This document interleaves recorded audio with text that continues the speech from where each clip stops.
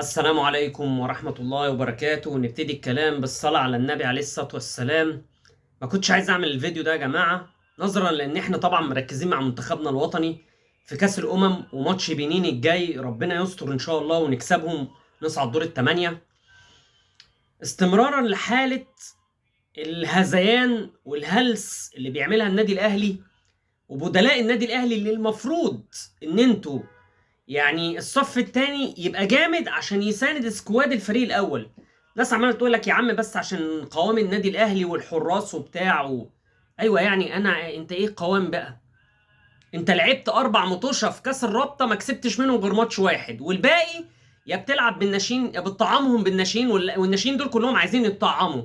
وده مشكله ونتاج ان انت عندك الانديه الاستثماريه في مصر، اللي هو ادفع عشان تلعب كوره.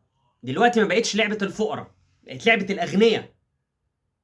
يعني انا ولا مؤاخذه، اللعيبه دي اللي هي الناشئه اللي انا شفتها في النادي الاهلي دي كلها داخله واسطه. مش عايز اقول كلمه مش محترمه. ايه ده يا باشا؟ انتوا بتلعبوا في فلنة نادي ايه؟ نادي كسح فسح ولا نادي سهيني؟ يعني انا مش عايز والله اغلط، لان ايه، انا الفيديو ده انا ما كنتش عايز اطلع اتكلم فيه، بس انتوا يا جدعان ايه ده؟ ويستروب واقف على الخط هيتجنن. ايه دول؟ مين دول؟ هم دول اللي المفروض بيدعموا ساعات لو انا محتاج من الناشئين. يعني انا ما شفتش غير اتنين بس، اتنين تلاتة في الباقي في اللعيبه دي اللي هي الشباب والناشئين، والباقي كله اقسم بالله. انتوا ازاي يا جدعان بتلعبوا نادي الاهلي؟ او بتلعبوا حتى ناشئين النادي الاهلي وتقولي اصل لا، او بيلعبوا فرق كبيره وبتاع مش عارف ايه. يا باشا انا مالي؟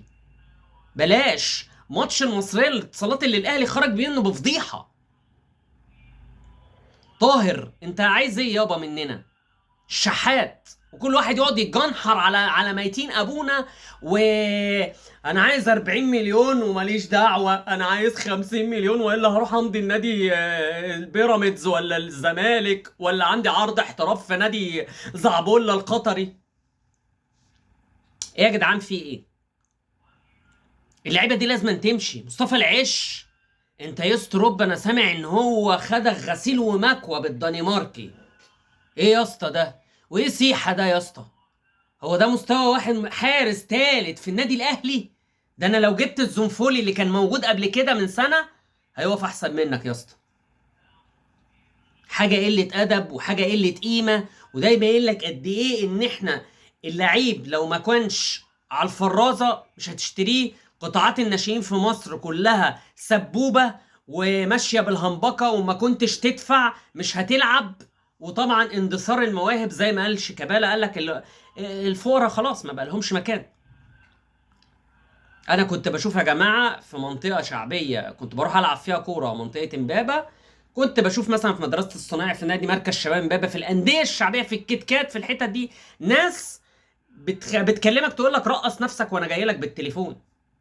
لكن دلوقتي يا باشا، ابن طنط كيكي وفيفي وتيتي هم دول اللي يلعبوا عشان معاهم فلوس وبيدفعوا. كمان انت مش عايز تسهل امر ان لاعب عندك يطلع لبرشلونة عشان حقوق الرعاية. وده من حق النادي الاهلي، لان الانديه دي فاكرانا ان احنا بندي لعيبتنا ببلاش. بس هي للاسف هم شايفين ان مستوى الكرة عندنا مش زيهم. خير. كنتش عايز اتكلم اصلا في كرة، بس ربنا يوفق المنتخب. بس الواحد جضان وقرفان يا جدعان. بلاش. يعني الاهلي الواحد مش مركز معاه دلوقتي عشان مركز مع المنتخب، بس اما هنرجع هتبقى فيه كوارث. ربنا يستر واشوف الاهلي في النهائي افريقيا. زي اتمنى ان منتخب مصر يبقى في النهائي بتاع بطولة افريقيا، يمكن ناخدها. السلام عليكم.